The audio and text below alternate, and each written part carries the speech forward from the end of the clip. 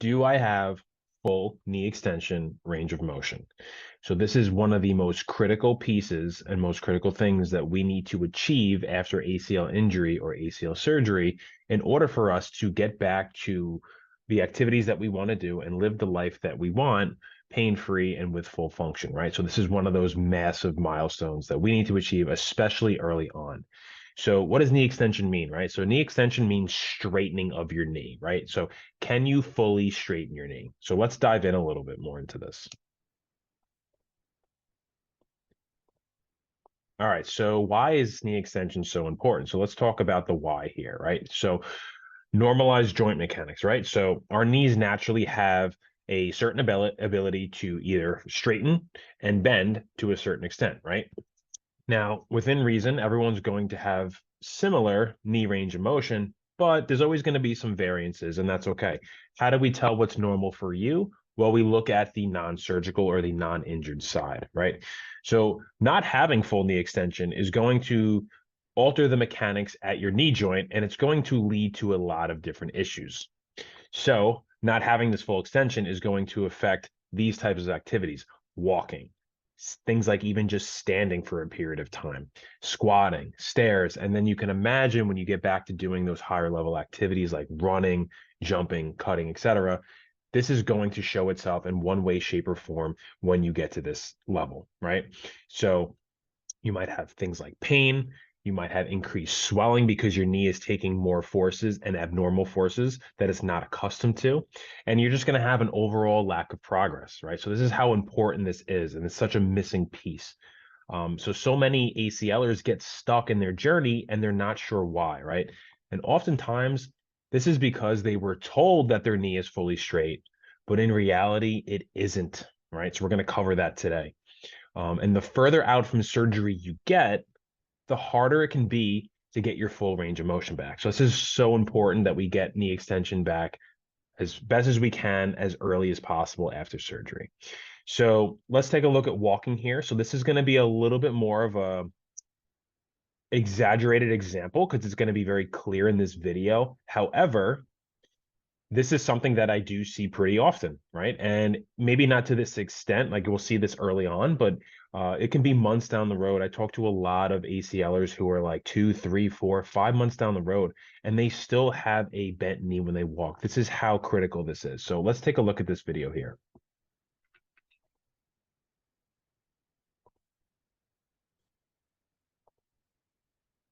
As you can see, look at his left knee here, right? The left knee is the ACL side, and you can see his knee does not get fully straight. And as he's walking on a bent knee. His right side is the normal side, right? You can see he's going through a nice normal walking mechanics here. Let's go back a little bit.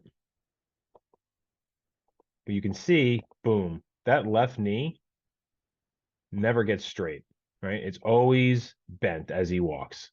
Now, naturally, when we walk, as you can see here, right, the knee is going to get straight as we put our weight over that foot, right? So knee goes straight, bent, straight, right? That's normal. But if you don't have full extension range of motion, your body can't access that ability to straighten it. Your walking is going to be thrown off. And then, as we talked about earlier, all these other things are going to get thrown off because of it, especially when it comes time to jog and run. So why else is knee extension so important? Quadriceps muscle function, right? Your quads are the muscles in the front of your thigh.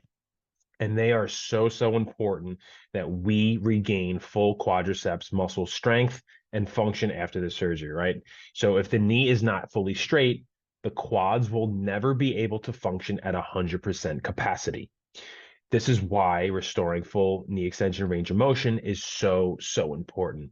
So after ACL surgery or injury, the quadricep muscles are affected the most by far. And it takes months up to a year or even more of good rehab, to fully regain quad strength. And one of the biggest predictors of knee function, long-term knee health, right, and osteoarthritis risk, and reducing your ACL injury risk is quadricep strength. So if we're not getting quad strength back, we're kind of leaving our health and our active lifestyle up to chance. And even worse, we're increasing our risk for a future injury, right? But we can't get full quad function if our knee isn't fully straight. So by now you guys are kind of seeing how this all kind of plays together with each other.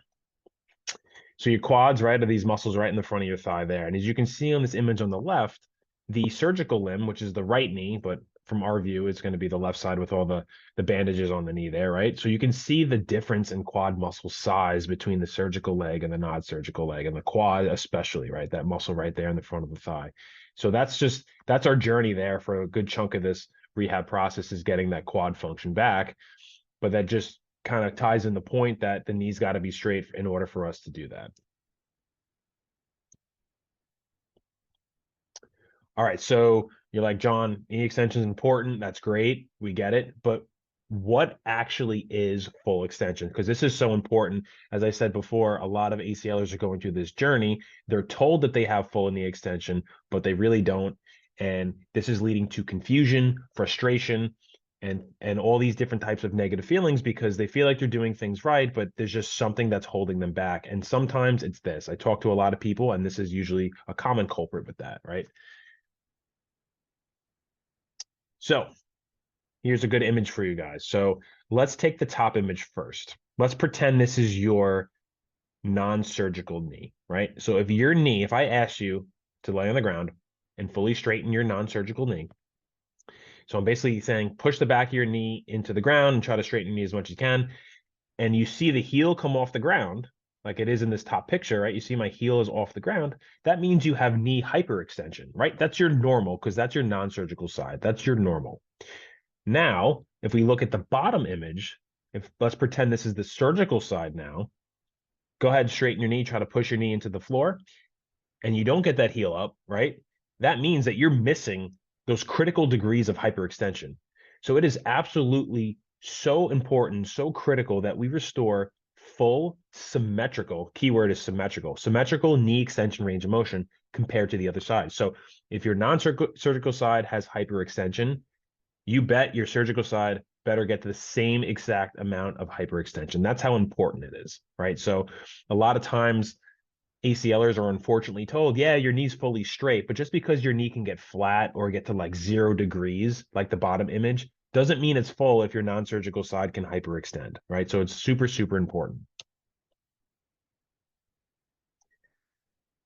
And it's one thing now to have full extension or full straightening range of motion when you're lying down or sitting, but it's actually another thing to have full extension when you're standing and when you're putting weight through your legs. So here's a quick standing or a weight bearing test that I like to use with my clients. All right. So basically what you're going to do in this test, you're going to stand with your back against the wall and your heels against the wall as best as you can. And the cue here is going to be try to touch the wall with the back of your knees, right? So you're actively straightening your knees, right? And if you look from the side, you're going to see here, I just paused the video here, right? You're going to, if you're missing knee extension range of motion on your surgical side, you're going to see it kind of pop out like it is doing here, right? So it's important that if you have a camera filming this or somebody's watching you, that they're watching you from the side of your non-surgical leg. So in this video, for example, the surgical leg would be the right leg, which is further away from the camera here, right? So if you can see one knee in front of the other from the side, that knee that pokes out in front is missing extension because it's not able to go back further, right? So this is an important test to do to make sure that you have full knee extension range of motion in standing, right? We have to get it in sitting or lying down first, but it's important that we carry that over into a standing position. All right, so let's break down this a little bit further because this last little piece is also really important. So there's a difference between passive range of motion and active range of motion. So what is passive range of motion, right? So passive range of motion means that your knee has the available motion to fully extend to the same degree as the other side, right? And this can be seen if you have your knees fully relaxed. Let's say you prop your heels on something like a foam roller or like a low chair or a towel roll, and your knees are fully relaxed and gravity is just kind of letting them sink down, right? That's going to be a passive range of motion test. Or if your therapist or somebody moves your knee into extension for you where you're relaxed, but somebody's moving it for you, right? That's passive extension. So it's really important that your knee has the available motion to extend fully passively, but that's only half of the story. We have to look at active as well. So getting it passively is key, because if you can't get it passively, you're not going to be able to get it actively. But just because you get it passively doesn't mean you're going to get it actively. So what does active mean? Active means I want you to use your muscles to straighten your knee, and then we're going to look to see, does the knee fully extend to the same symmetry as the other side? So for example, in this image here, actively, this is a front camera view. Obviously, I'm looking at the bottom of his feet. The cues are straighten your knees as best as you can. And you can see the left side gets a little bit higher than the right side. So this, you might be like, John, well, that's such a small difference. I'm telling you, it's super important, right? So this is a way to see if we can actively use our muscles to get our knee fully straight once we have that passive motion. All right, so let's take a look at this video here. I'm going to take a look at just a small part of this video. Let's play it first. Right, so what commonly happens is when we go to straighten our knee, especially in those early stages, we're going to get what we call a co-contraction from our quads and our hamstrings, which basically means, like, if I said, hey, I want you to flex your bicep, no problem. If I want you to flex your tricep, no problem. What happens is when I ask you to flex your tricep, you flex your bicep as well. That's kind of what goes on here at the knee, is that the hamstrings also contract as well, which doesn't allow us to access that knee range of motion, that extension range of motion that we want. So you can have something like this where I say, go ahead, straighten your knee. And there becomes like a little bit of like a tenting under the knee. What we want is this right here, right? So right now in the video, that's what we want to happen, right? As I push down, we want the heel to pop up. Now, if you don't have hyperextension like this on your non-surgical leg, nothing to worry about if your heel doesn't pop up. But if your non-surgical leg can do this, like we said earlier, your surgical leg better be able to do this, right?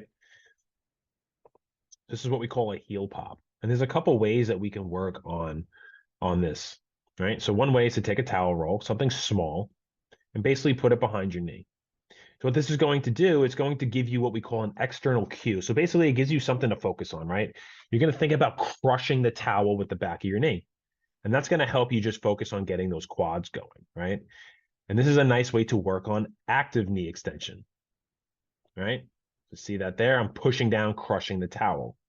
Another cue you can use is you can scoot forward if you're on a bench or a table and get your heel off of the table, because having your heel on the table sometimes gives your body this feedback to kind of use your hamstrings a little bit more. So if we get your heel off the table, it should definitely help that.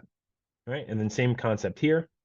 You're going to straighten your knee and see if you can get every little bit of knee extension range of motion you can do there. And this can also be combined with the towel as well. You can have your heel off and also place the towel into there as well. Right. So that's a nice little trick there for working on active knee extension. So stay tuned for next week's video on my go-to exercises to work on knee extension range of motion. I'll see you guys then.